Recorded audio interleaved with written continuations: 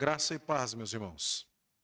Vamos manter a Bíblia aberta, por gentileza, nos textos que nós já lemos. Livro do Êxodo, capítulo 12, sua parte final.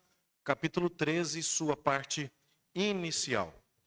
Nós vamos expor esta sessão da Escritura, dando sequência ao que já temos feito há algum tempo, expondo a mensagem do livro do Êxodo.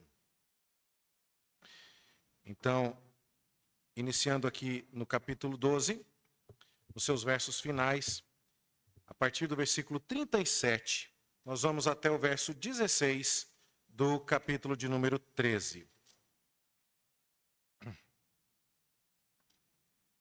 Como nós já temos dito aos irmãos, e eu quero aqui fazer uma breve recapitulação da mensagem do livro do Êxodo, este é o livro que nos conta como Deus, cumprindo as suas promessas para com o povo de Israel, tirou os israelitas da escravidão no Egito para levá-los à terra de Canaã. Deus havia prometido que faria de Abraão uma grande nação e através de Isaque, o seu descendente, gerado de forma miraculosa, depois de Jacó e seus 12 filhos, Deus de fato formou um grande povo. Você lê no início do capítulo, do texto que nós lemos, verso 37, que partem de Israel, Êxodo 12, 37, cerca de 600 mil a pé somente de homens, sem contar mulheres e crianças. Aquele povo que chegou ao Egito em 70 pessoas, depois de 430 anos, se tornou uma multidão com milhões de pessoas. 600 mil homens são contados, sem mencionar as mulheres e as crianças. E o que nós vemos aqui é que, a estas alturas da história, Deus já cumpriu diversas das suas promessas. No livro do Êxodo mesmo, lá no capítulo 3, verso 8, você não precisa abrir nesta parte, mas lá no capítulo 3, verso 8, Deus prometeu que livraria Israel da escravidão dos egípcios. E é o que está acontecendo neste mesmo dia. Israel está deixando o território egípcio livre da escravidão. No capítulo 3, verso 20 do livro do Êxodo, Deus também tinha prometido que haveria de ferir o Egito com os seus prodígios. E a essas alturas nós também já vimos que Deus, de fato, derramando o seu juízo sobre o Egito, feriu a nação com 10 pragas, sendo a última delas a morte dos primogênitos. No capítulo 3, verso 21, nós também vemos que Deus prometeu que os israelitas não sairiam do Egito de mãos vazias. E no último sermão em que expusemos a história, parando nos versículos anteriores, nós vimos que os israelitas despojaram os egípcios. Ou seja, quando estavam para sair do Egito, cada um dos judeus pediu ao seu vizinho objetos de prata e de ouro, além de roupas. Roupas naquela época eram um bem muitíssimo valioso, tecido era algo difícil de se obter. E eles receberam de bom grado dos egípcios estas coisas. E saíram do território egípcio repletos de tesouros. Nós também vemos Deus prometendo no capítulo 6, verso 7, que através de todas as pragas, Israel aprenderia que o Senhor é um Deus verdadeiro, o único Deus verdadeiro. E de fato, os sinais estão ensinando ao povo de Israel quem é o verdadeiro Senhor que controla todas as coisas. Também no capítulo 7, verso 5, nós vemos Deus prometendo que os egípcios haveriam de saber e de aprender que o Senhor é o Deus verdadeiro. E a essas alturas, nenhum egípcio poderia dizer: que Deus é esse do que você está falando? Todos eles tinham visto através das pragas a manifestação do juízo de Deus sobre o território, sobre os bens, sobre o povo do Egito. Assim, Deus cumpriu muitas das suas promessas. Ele libertou Israel como prometeu. Ele feriu o Egito como prometeu. Ele encheu de bens as mãos dos israelitas como prometeu. Ele se mostrou como o único Deus verdadeiro, tanto aos hebreus quanto aos egípcios, como prometeu. O que vemos no texto imediatamente anterior ao que estamos estudando nesta noite é que Deus cumpriu fielmente todas as suas promessas. E qual o resultado disso? O resultado é que os egípcios estão destruídos. A sua lavoura se perdeu na chuva de pedras e fogo. Os seus animais morreram com as pragas. Agora as suas famílias estão destroçadas. Não resta a Faraó senão a opção de dizer: vão embora, saiam daqui desta terra o quanto antes. Os egípcios têm pressa em despedir os hebreus, para que eles saiam logo de seu território, porque eles estão percebendo que Deus está manifestando a sua glória e a sua soberania sobre todas as falsas divindades do Egito, ao mesmo tempo em que julga o Egito e salva Israel. Deus é glorificado nestas duas coisas. Há algumas inversões típicas da justiça retributiva de Deus que acontece sempre de forma poética. A justiça de Deus costuma acontecer de maneira poética. Nós temos visto algumas dessas manifestações. Lá no capítulo 5, Moisés e Arão foram até Faraó dizendo: assim diz o Senhor, deixa meu povo ir. E logo em seguida, Faraó mandou dizer aos hebreus: assim diz Faraó. E então, como nós tivemos a chance de ver, ficou uma guerra entre o que o Senhor diz e o que Faraó diz. Porque o Senhor diz que o povo é dele, mas Faraó diz: não, o povo é meu. Faraó diz: esse povo deve me servir. E o Senhor diz: esse povo deve me servir. E o Faraó diz: não, vai servir a mim, vai fazer tijolos para mim. E agora, ao final das 10 pragas, nós olhamos o discurso de Faraó, quando ele fala com Moisés, e nós percebemos que todas as coisas estão invertidas do jeito como Deus quis desde o início. Lá no capítulo 5, verso 10, então, assim diz Faraó. Mas aqui no capítulo 12, verso 31, Faraó diz a Moisés: façam isso como vocês têm dito. Agora não é mais como eu digo, mas é como vocês e o seu Deus diz. Os israelitas costumavam se denominar de servos de Faraó, os servos que agora teriam que fazer tijolos sem palha. Mas agora Faraó chama os israelitas de filhos de Israel. Capítulo 12, verso 31. Faraó não os trata mais como seus escravos, e sim como os filhos do povo de Israel. Faraó diz lá no capítulo 5, verso 2, eu não sei quem é o Senhor, eu não conheço esse Deus. Mas agora Faraó se refere a Deus sabendo quem ele é, lá no capítulo 12, verso 31. Não dá mais para dizer que Deus passa despercebido aos olhos de Faraó. Faraó não deixou o povo ir. Lá no capítulo 5, verso 2, nós vemos isso: não deixarei ir. E em vários outros momentos da história, depois de várias pragas, o coração de Faraó é endurecido. Não deixa o povo de Israel ir. Agora, porém, Faraó manda sair. Ele diz: vão. Mas esse vão é um último arroto de arrogância. É quando ele diz assim: sou eu que estou mandando vocês irem embora. Mas, na verdade, ele não tinha mais condição de reter o povo, sem decretar o extermínio completo e definitivo do seu povo egípcio. Então, antes Faraó tentava negociar: podem ir, mas deixem o gado. Agora Faraó diz: vão e levem o gado, e levem tudo, mas vão logo, não fiquem aqui mais nem um pouquinho. Antes Faraó tinha dito a Moisés: se você olhar o meu rosto novamente, você vai morrer. Mas agora é Faraó quem chama Moisés para dizer: por favor, vá embora, porque está todo mundo morrendo por aqui. E assim, meus irmãos, o que nós vemos é que os faraós e os egípcios já aprenderam, o faraó e os egípcios já aprenderam quem é que manda. Já ficou estabelecido quem é o Todo-Poderoso, quem é Deus nessa história. Mas a pergunta que fica agora é: e Israel? Israel aprendeu quem é que manda? Porque o faraó está destruído, os egípcios estão destruídos, a colheita egípcia está destruída, os animais egípcios estão destruídos. Faraó entendeu o recado, à força. Mas Israel está poupado. A terra de Gósen não sofreu ataque. Nas famílias dos israelitas, ninguém morreu. Na colheita dos israelitas, vai tudo muito bem, obrigado. Será que os israelitas também aprenderam que Deus é o Senhor sobre a vida deles? Porque na tragédia, todo mundo fica crente. Mas na bonança, é uma outra história. Você percebe?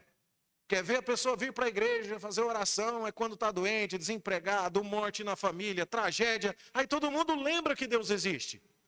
Não há dúvidas que aqui, a estas alturas, os egípcios são crentes. Eles entenderam na marra. Podem ser até rebeldes, podem ser até contrários a Deus, podem estar até mesmo ressentidos contra Deus. Mas eles sabem muito bem quem é que manda. E eles sabem muito bem quem foi que lhes trouxe toda aquela tragédia. Mas a pergunta que precisa ser feita é: e os judeus? Eles sabem quem foi que os libertou? Eles sabem quem foi que os redimiu da escravidão?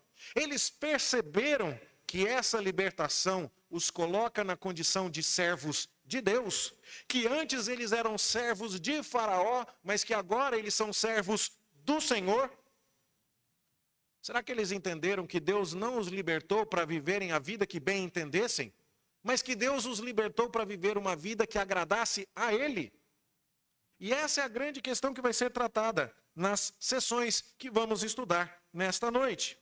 Porque nós vemos que a partir do verso 37 do capítulo 12, existe um resumo do Êxodo. Nós lemos aqui no verso 37, 600 mil homens saíram do Egito. Nós vimos no verso 38 que foi até um misto de gente. Pessoas que nem mesmo eram judeus, hebreus, não. Egípcios que creram em Deus foram com eles. Escravos de outras nações que olharam e disseram: peraí, existe um Deus que esmagou os egípcios, é o Deus do povo de Israel, esse Deus produz salvação, estou indo junto. Um misto de gente. Animais, muitíssimo gado, todo mundo foi junto.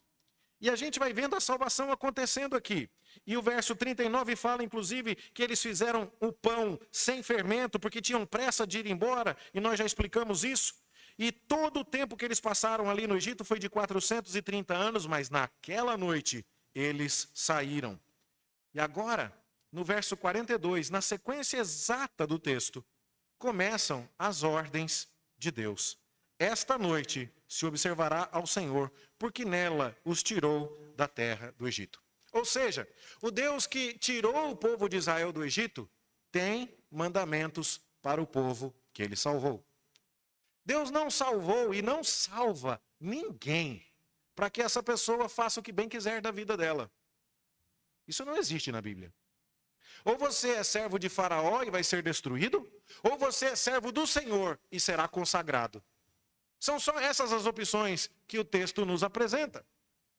E quando você lê o livro do Êxodo, entendendo suas prefigurações, entendendo o que o livro significa, você começa a perceber aqui um verdadeiro manual da vida cristã. Nós temos falado a você que a escravidão do Egito é uma prefiguração da escravidão do pecado. Que o povo que estava ali oprimido por Faraó simboliza todos aqueles que estão oprimidos pelo pecado e debaixo de condenação e de servidão. E que quando Moisés vem e liberta o povo de Deus, isso prefigura Jesus Cristo, nos libertando da escravidão do pecado. Que quando o povo de Israel é tirado do Egito e levado para Canaã, o que se prefigura aí é o fato de que Deus nos tirou do domínio de Satanás, das hostes infernais, e nos levou para o reino do seu Filho de amor. E assim, tudo que você encontra no Êxodo é a historificação, se é que essa palavra existe, é a demonstração histórica, é o ato encenado de realidades espirituais que se cumprem na minha vida e na sua, quando somos salvos pelo Senhor Jesus Cristo. Agora, pense comigo. Aqui nós temos uma doutrina do pecado. Nós dizemos e ensinamos à luz da Bíblia que todos pecaram e carecem da glória de Deus. Não há uma pessoa sequer que não deva para Deus e não esteja debaixo de condenação. E você aprende isso aqui no livro do Êxodo. Porque na 10ª praga, todo mundo precisava se proteger de Deus. Fosse judeu ou fosse egípcio. Tinha que ter o sangue do cordeiro numa porta. Porque a praga viria sobre todo mundo, porque todo mundo estava debaixo da justa ira de Deus contra o pecado. Ou seja, a doutrina da universalidade do pecado é ilustrada na 10ª praga. Não escapa ninguém. Há também aqui a doutrina da eleição, de que Deus tem um povo escolhido, ao qual ele manifesta a sua graça. E você vê aqui que o povo de Israel é o povo diante do qual Deus manifesta a sua misericórdia, a quem Deus revela a sua vontade, a quem Deus indica um sacrifício substitutivo, um povo que Deus resolve resgatar da escravidão. Nós temos aqui também no texto do Êxodo a doutrina da expiação substitutiva. O nome é complicado, mas basicamente significa: alguém vai morrer para pagar pelo seu erro. Alguém vai sofrer o castigo que você merecia sofrer. Nós sabemos que esse alguém é Jesus Cristo, que está prefigurado no Cordeiro da Páscoa, aquele animal que morreu e cujo sangue foi passado nas portas das casas, para que o destruidor de Deus não entrasse naquele lar e não ferisse o seu primogênito. Ou seja, eu estou lendo essa história e estou vendo, todos pecaram, egípcios e hebreus. E Deus agora manifesta o seu amor a um povo específico, o povo de Israel. Esse povo agora escapa da ira divina por causa do sacrifício de um cordeiro inocente que o substitui. Esse povo celebra a refeição da Páscoa e comemora a sua libertação de maneira pactual, em família.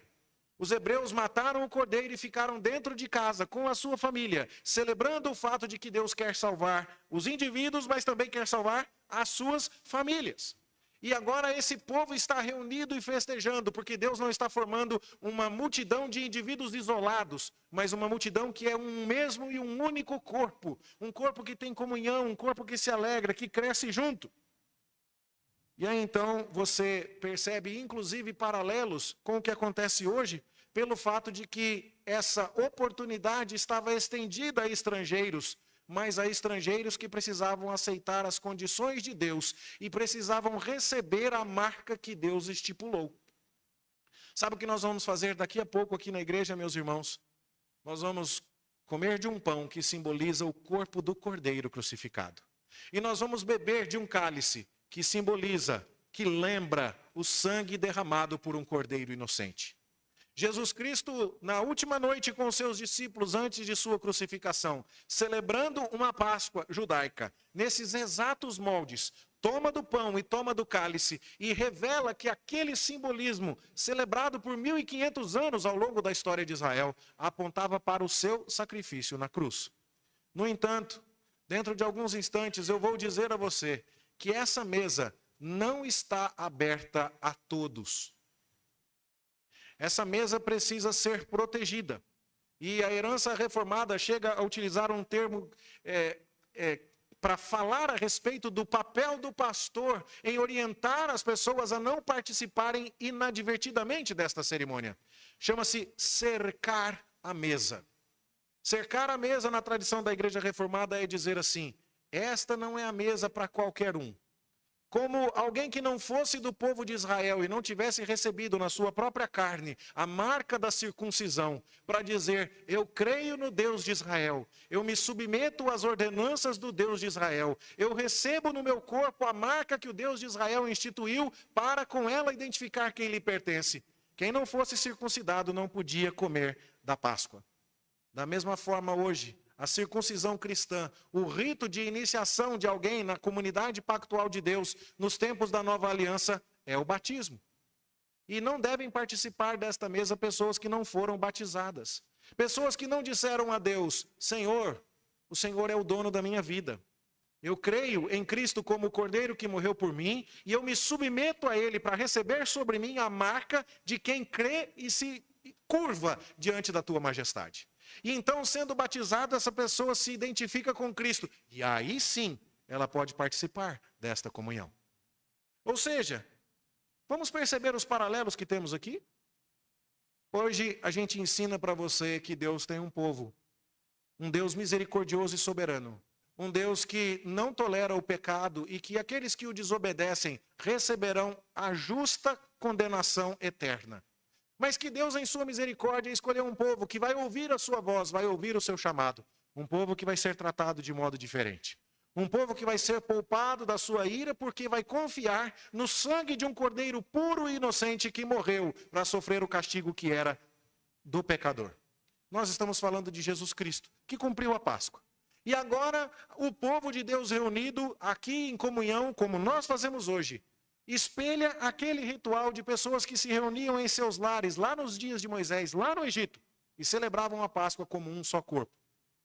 E tudo isso, então, mostrava que aquele povo era o povo do Senhor. E até aqui, nós até que vamos bem. Mas, normalmente, nós paramos por aqui. Existe uma tentação muito grande de pararmos por aqui e de simplificarmos a vida cristã como algo que se refira especificamente à nossa salvação. Já acreditei em Deus, já confiei em Jesus, creio que Jesus morreu na cruz para perdoar os meus pecados, creio que Ele sofreu o castigo que era meu, fui batizado, estou participando da Santa Ceia e venho até a igreja. Pastor, o que mais que você quer? Eu não quero mais nada, mas Deus não acabou não. O texto de Êxodo continua aqui. E a história de Êxodo vai falar agora que a vida dos israelitas, a vida inteira deles, era uma vida consagrada a Deus. Deus não os libertou para viver como bem entendessem, mas Deus os libertou para que o povo todo vivesse para a glória de Deus. E aí então, o que vamos ver aqui é uma sequência de informações onde Deus vai mostrar que Ele é soberano sobre todos os aspectos da vida do povo. E essa é uma pergunta que precisamos nos fazer. Deus é soberano sobre a sua vida? Deus tem, de fato, o controle sobre tudo o que é seu? Ou você começou a conversar com Deus e montou o combo do seu relacionamento? E o combo normalmente é assim: eu escolhi você. Deus, gostei dessa ideia. Tamo junto. Eu mandei o meu filho para morrer por você. Ótima ideia, Deus. Conta mais. Meu filho sofreu o castigo que você merecia e agora você não vai para o inferno. Deus, essa conversa me agrada. E agora então você vai ser marcado com o batismo. Uma aguinha na cabeça, nem é circuncisão mais. Tranquilo, Deus. Cai para dentro. E agora então você vai vir para a igreja e vai participar de um banquete que simboliza que você está num corpo de pessoas que acreditam como você e que são o meu povo escolhido. Ótimo, Deus, muito obrigado, coisa boa, maravilhosa. Só que agora toda a sua vida é minha. Toda. Todinha. Ah, Deus. Aí não, né? Aí o senhor está pegando pesado demais. Mas foi exatamente assim que Deus falou com os israelitas. Exatamente assim. E a primeira coisa que eu queria destacar com você é isso. Sobre os circuncidados, sobre aqueles que estão sendo libertados, sobre aqueles que estão saindo do Egito e indo para Canaã, sobre o seu povo, Deus tem exigências enormes. Mas exigências que não deveriam ser interpretadas como tirania. Tirania é coisa de Faraó, gente. Tirania é coisa das trevas. A luz não é tirania. Quando minha mãe me levou para vacinar, mesmo que a agulha tenha doído e a picada tenha sido dolorosa e tenha tido febre como efeito colateral da vacina, foi um ato de amor. As exigências de Deus são um ato de amor. Quando nossos pais não nos deixavam sair até 4 horas da madrugada em lugares de periculosidade elevada, eles não estavam sendo maus. Eles estavam demonstrando profundo amor para conosco. E as exigências de Deus são assim. Os judeus costumam contar os mandamentos que existem na Torá, nos 5 primeiros livros da Bíblia. E eles dizem que existem 613 mandamentos. É bastante coisa, não é? Só que quando você pergunta a um judeu ortodoxo qual é a definição que ele dá de Torá, ele vai dizer assim que a Torá são os mandamentos de um pai amoroso, para que os seus filhos, obedecendo, sejam sábios e felizes. Essa é a perspectiva. E sabe o que acontece? Você não pode viver com um pé em cada canoa. Um pé na canoa da liberdade e outro pé na canoa da escravidão ao pecado. Um pé na canoa de quem está em Canaã e outro pé na canoa de quem quer viver o mundo de Faraó e as trevas. Não. Você não pode viver a vida sem fermento de quem está indo para a glória celestial e a vida com o fermento de quem está no mundo. Já ouviu falar? Crente Raimundo? Tem um Raimundo aqui, mas o Raimundo aqui é crente. Isso aqui não. Mas crente Raimundo tem um pé na igreja e um pé no mundo.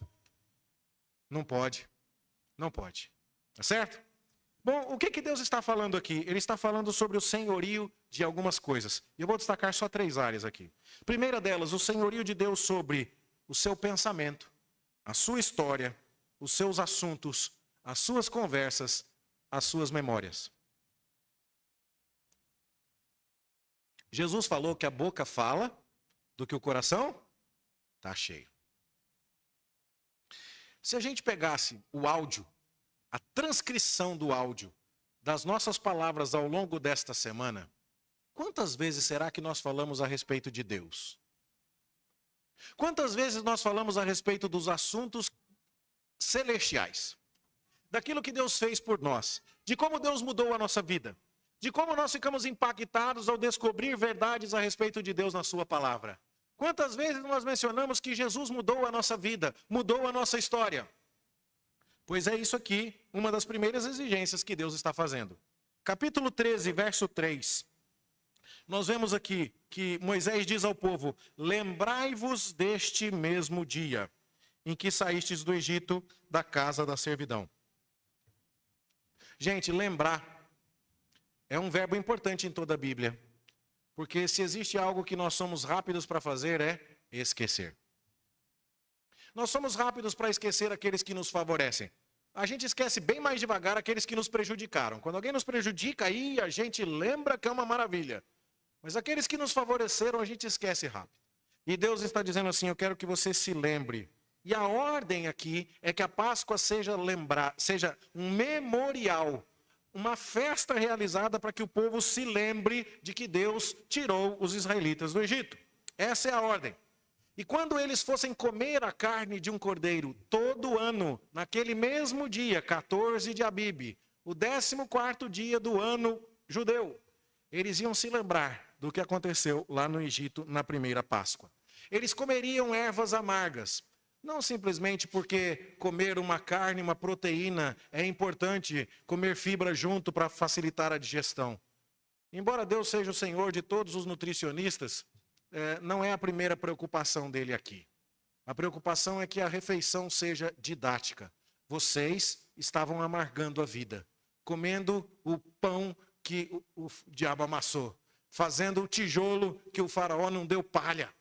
Vocês estavam debaixo de dura servidão e eu tirei vocês de lá. E esse gostinho do amargo vai fazer parte da cerimônia em que vocês vão lembrar que eu libertei vocês.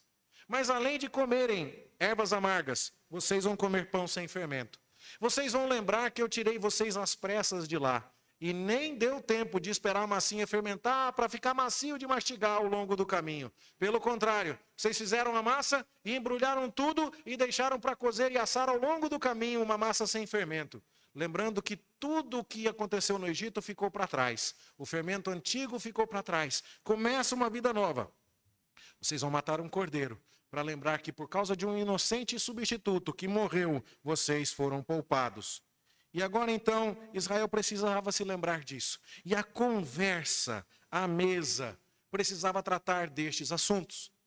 Quando eles estivessem falando isso, no futuro, as crianças iam perguntar: papai, o que está acontecendo? Por que estamos comendo este cordeiro? Por que estamos comendo pão sem fermento? Por que estamos comendo ervas amargas? Essa seria a oportunidade em que os pais explicariam aos seus filhos aquilo que Deus havia feito em seu benefício.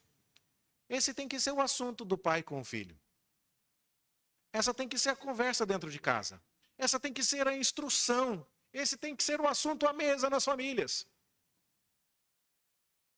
É inconcebível que você entenda que foi salvo por Cristo e fique discutindo apenas frivolidades. Ou discutindo, pior ainda, coisas que afastam a sua família de Deus. E aí, filho, aquela festinha lá, pegou alguém? Oh, esse é o meu garoto, hein? Que absurdos. Nossas conversas precisam refletir a alegria que temos na nossa salvação. E esse dia da Páscoa é um memorial, diz o capítulo 12, verso 14. E no capítulo 13, verso 9, nós vamos ver que Deus fala sobre isso, dando a ideia de que isso tem que ser uma marca na mão e uma marca na testa. Você conhece a ideia de que a lei de Deus estaria na mão e entre os olhos do povo? E que os judeus, inclusive, literalizando isso, fizeram caixinhas de couro de animais limpos, os animais kosher, e copiaram textos, inclusive este de Êxodo capítulo 12, com uma letra muito pequena. E fizeram fitas que enrolam na mão e a caixinha fica no braço esquerdo e ela fica na testa, os chamados filactérios. E eles fazem as suas orações com esse tipo de instrumento na tentativa de cumprir o que está escrito aqui. Nós reconhecemos o zelo dos nossos antepassados na história da redenção. Os judeus tiveram zelo aqui. Mas o mandamento é para que a memória seja a Páscoa como um todo. E que com esse tipo de memorial, tudo que você faz, por isso a sua mão, tudo que você pensa, por isso a sua testa, seja impregnado da história da salvação. Você já parou para pensar como nós Estamos muito preocupados em como vai o boletim de nossos filhos, que nós estamos muito preocupados em como anda o peso dos nossos filhos, o preparo físico de nossos filhos, o vestibular de nossos filhos, as amizades de nossos filhos. Mas nem sempre estamos preocupados se eles entenderam o que Cristo fez em nosso benefício e em falar com eles a respeito das coisas de Deus. Esse tem que ser o assunto dos nossos lares, meus irmãos. Isso é importante demais. Qual é o assunto lá na sua casa? A televisão está sempre ligada na novela na hora da janta? Tem sempre alguma coisa para ser conversada e quando alguém vem falar sobre Deus, já aparece alguém dizendo, ih, lá vem o crente. Como é a conversa? Quais são os assuntos na sua família? Deus está dizendo, eu estou libertando vocês, mas eu quero que vocês falem de mim. A razão de vocês terem uma casa, de vocês terem uma família, de vocês terem boca para conversar, é porque eu libertei vocês. Usem essa liberdade para a minha glória. Eu sou o assunto, eu sou a memória, eu sou a história. Eu estou em todas essas coisas. Mas um segundo ponto que Deus manifesta aqui, o seu desejo e a sua ordem, para que ele seja celebrado como Senhor, é Deus sendo celebrado como Senhor do tempo. Deus é Senhor do tempo. E ele está dizendo aqui, todo ano, neste dia, para tudo, é feriado nacional em Israel. E vocês vão lembrar que vocês foram tirados do Egito no dia 14 de Abibe. Não quero ninguém trabalhando e quero que todos celebrem esta refeição. E lembrem de mim, e esse tempo é meu. Mas Deus não para aí. Nós vimos no último sermão que ele institui uma festa que dura uma semana de feriado.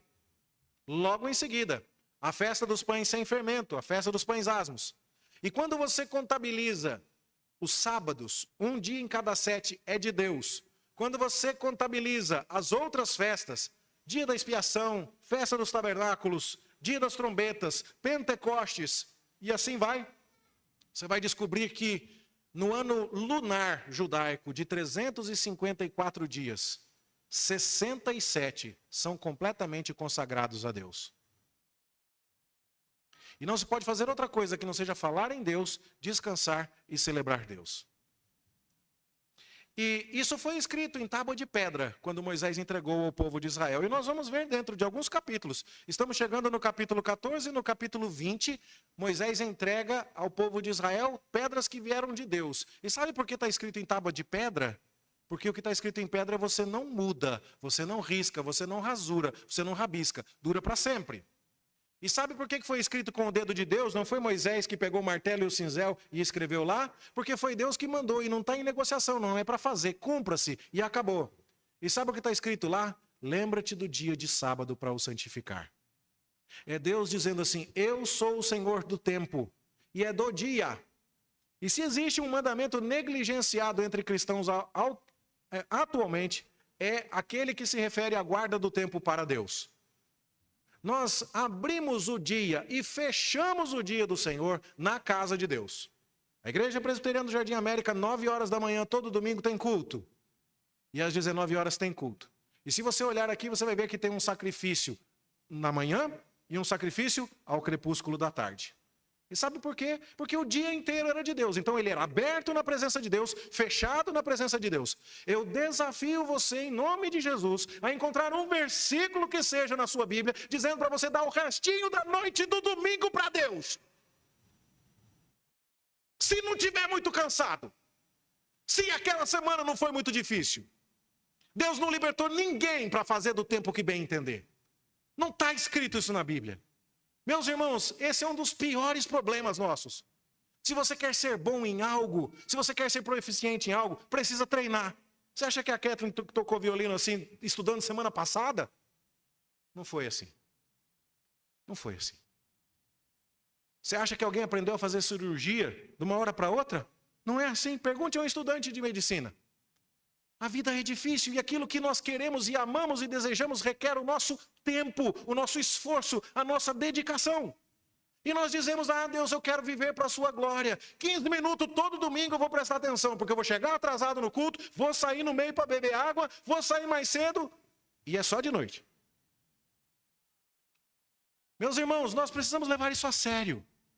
Deus não tirou o povo de Israel do Egito para Israel fazer o que quiser da vida. Ele falou, vocês são meus e a agenda de vocês é minha. E nós temos que entender isso, meus queridos irmãos. Isso é tão sério que lá no capítulo 12, no verso 2, você vai ver Deus dizendo assim, o mês de Abib agora é o principal mês. Deus até mudou o calendário. Antes era o 7º mês do calendário. Deus falou, agora o mês começa no 7º mês. É como se o ano começa no 7º mês. É como se, morando aqui em Goiânia, fôssemos levados para o Tocantins, e Deus, no mês de julho, e Deus dissesse, agora a virada do ano é de 30 de junho para 1º de julho. É esse que é o dia de ano novo. Deus mudou toda a agenda do povo para falar assim, contem o tempo a partir de mim.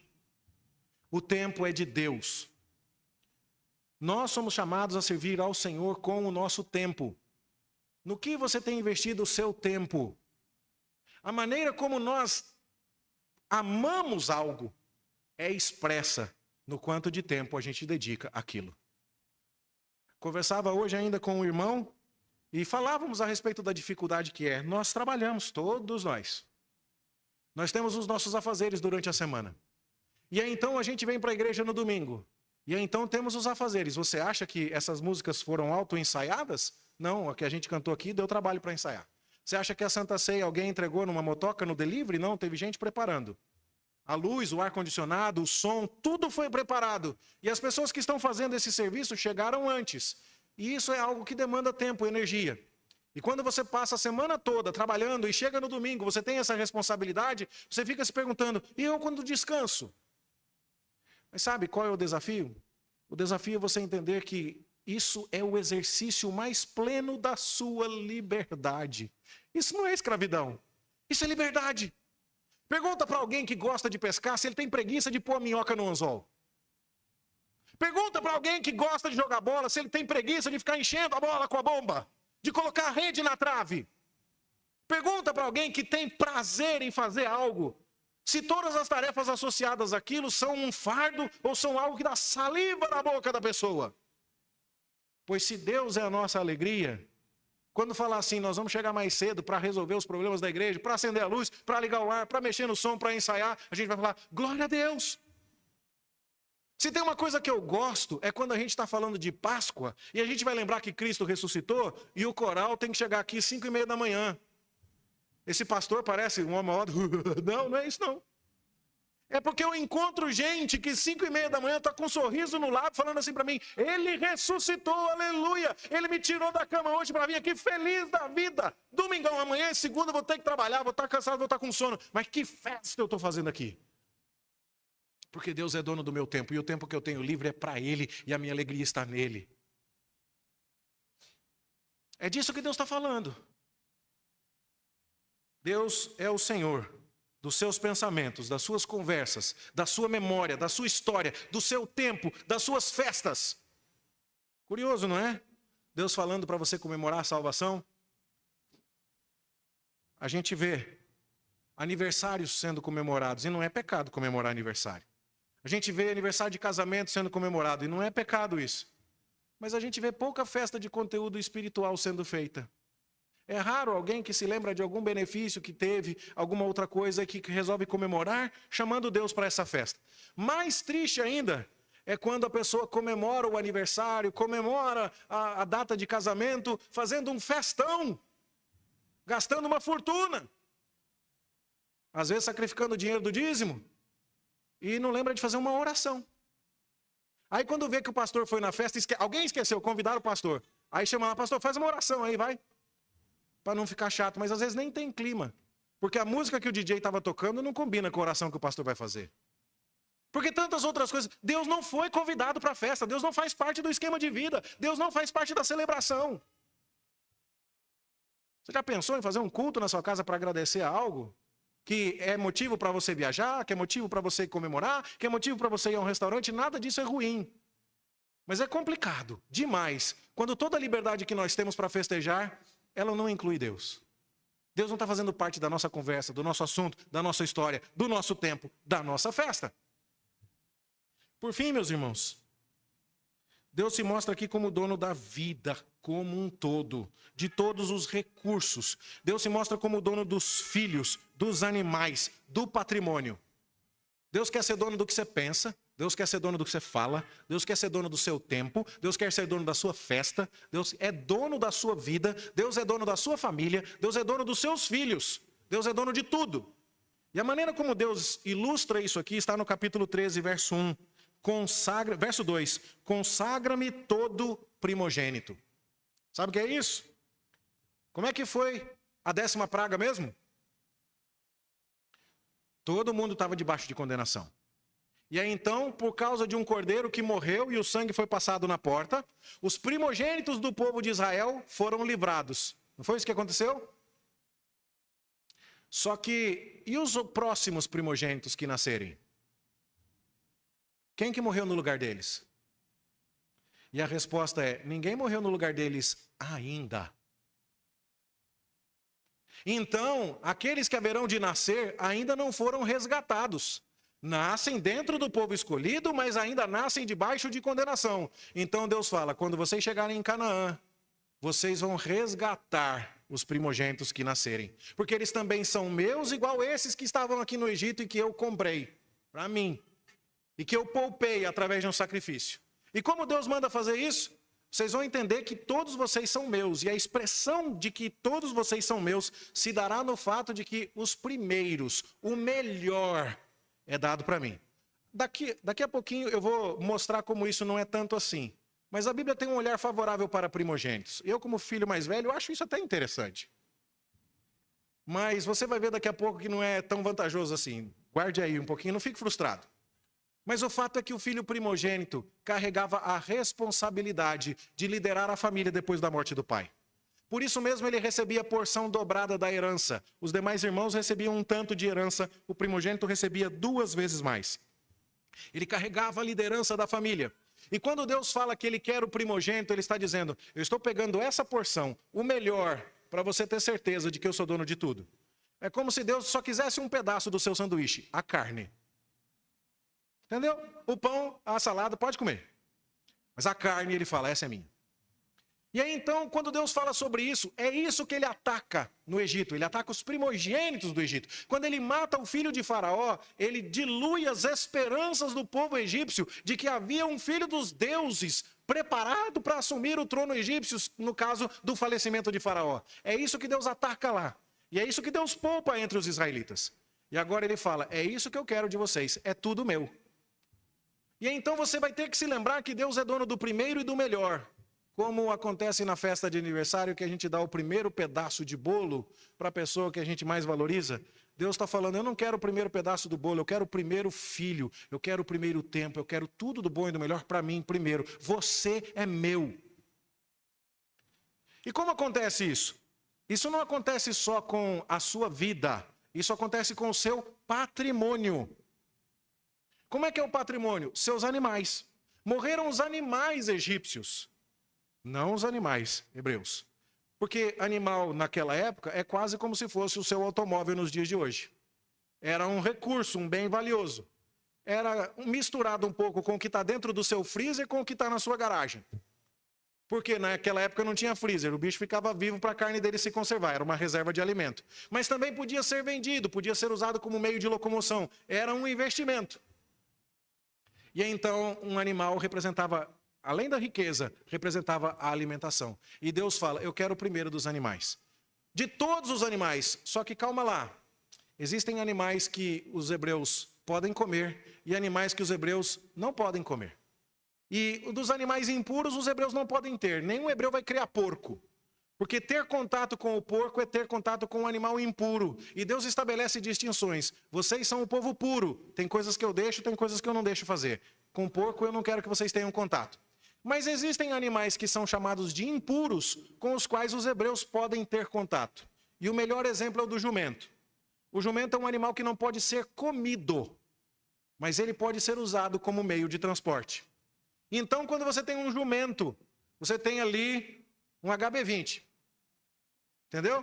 Porque para ser um carrão mesmo, tipo um Jeep, um negócio, tinha que ser um boi. Mas um bichinho forte, bom para toda obra, mais baixinho, mais fácil de montar, um veículo melhor até para mulheres grávidas e tal, mais tranquilo no passeio, urbano, vamos chamar assim, né? Veículo urbano, era o jumentinho. E aí então era muito comum que eles tivessem o jumento. Só que o jumento, apesar de ser permitido para que eles possuíssem esse animal, não era um animal que poderia ser sacrificado para Deus. Então, como você não pode matar o jumento em sacrifício para Deus, quando nasce um jumento, você tem duas alternativas. A primeira, troca o jumento por um cordeiro. Você vai lá e mata um cordeiro e fica com o jumento. Mas se você não tem um cordeiro para matar, você mata o jumento, mas não através de derramamento de sangue. Está dito aqui que o jumento vai ser desnucado. Desnucado é pegar o jumentinho pequenininho e virar o pescoço dele, quebrar o pescoço e o bichinho morre. E por que ele morre? Ele morre em atitude sacrificial a Deus, mas sem derramamento de sangue. Porque ele não é um animal que pode ser consagrado a Deus no formato de um sacrifício. Então, se você teve um animal puro, um boi, nasceu um bezerro macho, ele deve ser sacrificado ao Senhor. Se você teve um animal impuro, um jumento, que você pode ter, nasceu um macho, ele deve ser ou desnucado ou trocado por um animal que seja sacrificado no lugar dele. E o filho mais velho, que eu falei que era uma boa? Mesma categoria do jumento, por isso que eu falei que não era uma ideia tão boa assim. Não pode sacrificar sangue humano no altar de Deus, percebe? Então, o seu filho mais velho, ele tem que ser substituído por um cordeiro. Foi exatamente isso que aconteceu com Jesus Cristo, quando nasceu. Ele era o filho mais velho de Maria.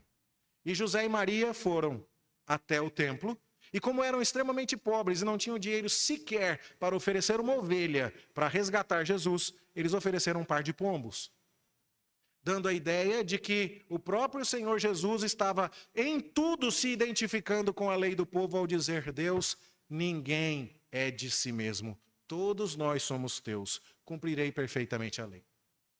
O que isso significa na prática, meus irmãos? Quantas lições podemos tirar aqui quando entendemos o livro do Êxodo à luz da nossa realidade hoje? Primeira pergunta que eu queria lhe fazer.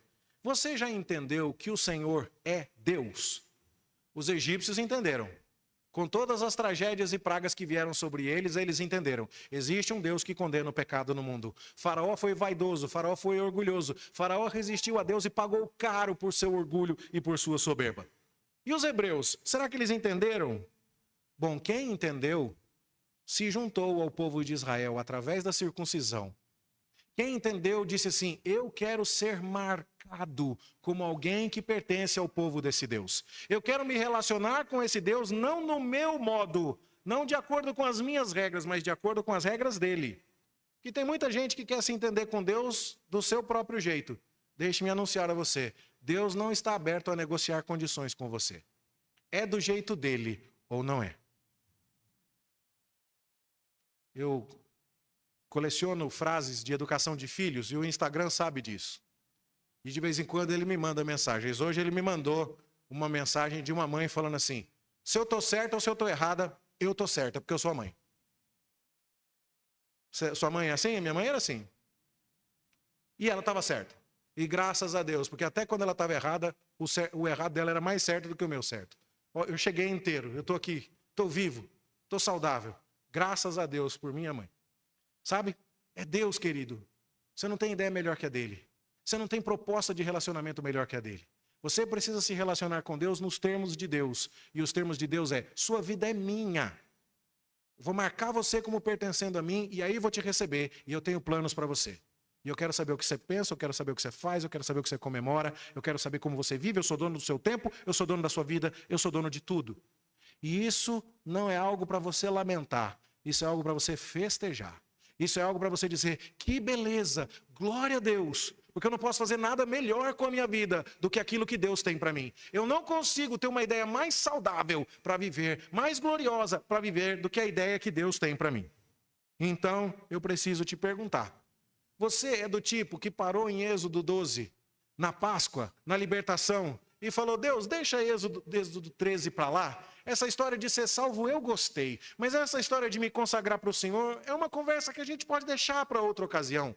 Será que você está separando coisas que Deus nunca separou? Cuidado, cuidado. Porque o pacote de Deus não aceita parcelamentos. Você pode chegar na lanchonete de fast food e pedir batata grande, e pode trocar o refrigerante pelo milkshake, e pode trocar o sanduíche e colocar mais salada, mais bacon. Você pode fazer isso na sua vida. Mas na sua relação com Deus, você não pode dizer assim: Deus, eu quero ser salvo, mas eu não quero te obedecer. Você não monta combo conversando com Deus. Ele é soberano. Os egípcios aprenderam isso, os israelitas também. Você precisa aprender isso essa noite. E aí, então, eu queria te perguntar: Deus é dono dos teus assuntos? Será que você tem paciência para maratonar séries e não tem paciência para ler um livro da Bíblia? Eu fico assim, de queixo caído, quando eu descubro algumas pessoas que entendem Star Wars e assistem os 6 filmes da série, conhecendo todos os nomes dos personagens. O presbítero Davi é um fã, mas ele é crente, viu, gente? Tá todo mundo já olhando para ele. Desculpa, seu Davi, aqui foi a série que me veio na cabeça. Vamos usar Harry Potter, que daí eles vão sair do seu pé, tá bom, presbítero Davi? Harry Potter, Star Wars, Jornada nas Estrelas, Senhor dos Anéis. Esse povo tem um dicionário de cultura pop. E quando você chega para eles e fala assim: não, porque a Irmandade não sei das quantas, porque o vilão não sei das quantas, no episódio tal, na série dos Vingadores, eles estudaram, eles foram atrás de blogs, eles pesquisaram comentaristas, eles foram atrás para entender tudo que aquela série de filmes estava revelando. Mas entender Êxodo é muito difícil, pastor. Estudar a Bíblia é um livro muito antigo. Ah, vá. É porque você não está com o coração nas coisas de Deus. Só é difícil quando você não quer aprender, quando você não está interessado, quando Deus não dominou o seu coração para Ele ser o Senhor dos seus assuntos. Quando a gente começa a estudar esses livros, fica claro. A mensagem é clara aqui. Tudo bem, está um pouco distante de nós, por que o jumento tem que ser desnucado, por que o mais velho pode ser trocado por um cordeiro, mas a explicação não é absurda. É mais fácil entender isso aqui do que entender muito roteiro de Hollywood. Mas está cheio de gente com disposição para maratonar a série. Eu não estou falando que isso é pecado, mas eu estou dizendo para você que se Deus não é o seu assunto mais importante, tem alguma coisa errada aí. Tem alguma coisa errada aí. Depois eu queria lhe perguntar: quão espirituais são as suas conversas dentro de casa? Qual é o tempo que você separa para conversar com seus filhos, com a sua esposa a respeito das bênçãos do Senhor, para discutir o sermão, para ver como você pode aplicar aquilo que foi ensinado na igreja na sua vida? É triste quando a gente escuta, e isso durante um tempo, infelizmente, aconteceu na minha família. Na hora do almoço de domingo era macarrão com frango e a sobremesa era o pastor e os presbíteros. O que está acontecendo disso, daquilo, na igreja, o problema e tal? A gente não falava das coisas de Deus, a gente tinha queixa de questúnculas pequenas. Tudo bem, de vez em quando o ar-condicionado está gelado, eu entendo, de vez em quando o microfone não funcionou, de vez em quando a projeção encrencou. Essas coisas acontecem no lugar onde tem gente. Mas é só isso que a gente vai conseguir prestar atenção? E Deus, como Ele está fazendo parte dos nossos assuntos? Depois, Deus é o dono do seu tempo. Qual foi a última festa em que Deus foi o centro? Não estou falando de culto não, porque aniversário de igreja a gente comemora, Páscoa a gente comemora, Natal a gente comemora. Eu quero saber a festa da sua família, em que alguém parou e falou assim: vamos orar. Eu quero saber a festa da sua casa, da sua história, em que alguém disse: precisamos fazer um culto para comemorar isso. Precisamos trazer a igreja aqui em casa. Precisamos dizer: povo do Senhor, alegre-se comigo. Como Deus está fazendo parte da sua vida? A gente comemora a aprovação no vestibular, comemora a nota alta, comemora que o filho passou de ano, que saiu da recuperação, comemora uma cirurgia de sucesso, e é justo comemorar todas essas coisas. Mas Deus, entristece-me ver às vezes que você está postando lá no Instagram, falando do aniversário de alguém da sua família, Deus nem aparece. Deus nem aparece. Por fim, Deus é dono de tudo que é seu? Aqui Deus está falando uma coisa muito séria. Deus é dono do seu filho. Sabia? Ele não é seu. E você não devia criar para você. Tudo bem, todo mundo já sabe disso, né? A mamãe que cria o menininho para ficar com ela vai ficar um nem-nem. Conhece o nem-nem? 55 anos, nem estuda, nem trabalha e ainda reclama que o Yakult, né, não chegou no dia que ele queria tomar. E aí, então, mães que estão criando filhos assim, não os preparam para o mundo, mas não os preparam para servir a Deus. Já parou para pensar? Você está preocupado que ele faça o Kumon, nada contra o Kumon. O judô, nada contra o judô. O violino, ótimo, melhor ainda. Mas não está preocupado que venha na escola dominical. Ficou cansado demais. Está muito preparado para a vida, não está preparado para servir a Deus. Cuidado, meus irmãos. Deus é dono do seu patrimônio. Uma expressão clara disso é o dízimo, meus irmãos. Uma expressão clara disso é quando nós dizemos, Deus, tudo que eu tenho é seu. Você entendeu isso de verdade mesmo?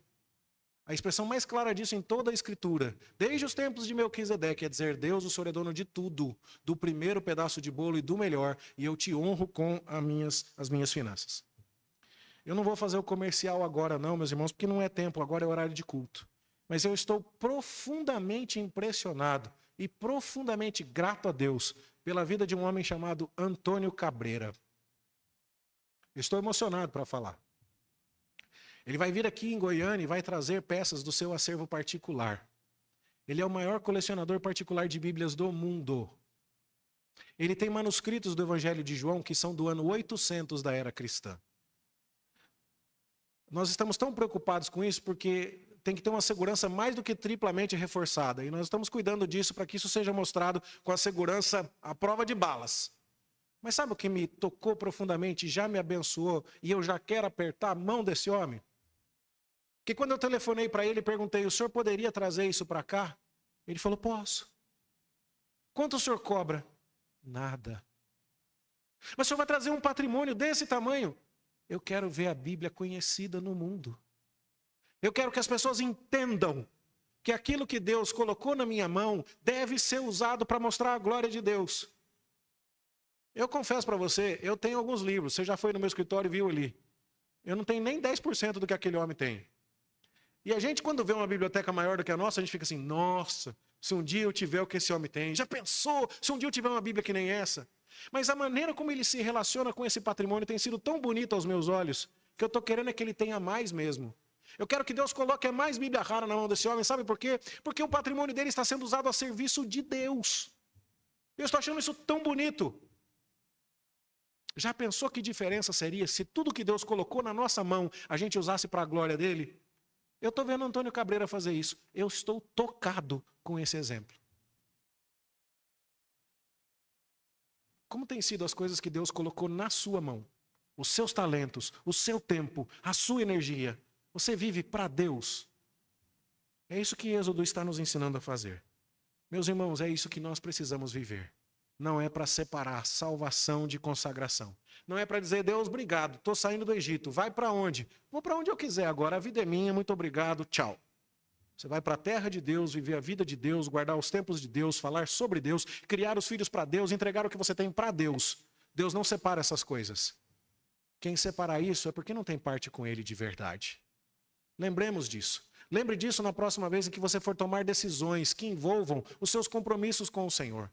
Lembre disso na próxima vez em que você achar que o tempo é seu, porque o dia é dele, o ano é dele, a vida é dele, tudo é dele. Porque dele, por ele e para ele são todas as coisas. E é isso que nós precisamos nos lembrar. Deus tenha misericórdia de nós, meus queridos, e nos ajude a viver.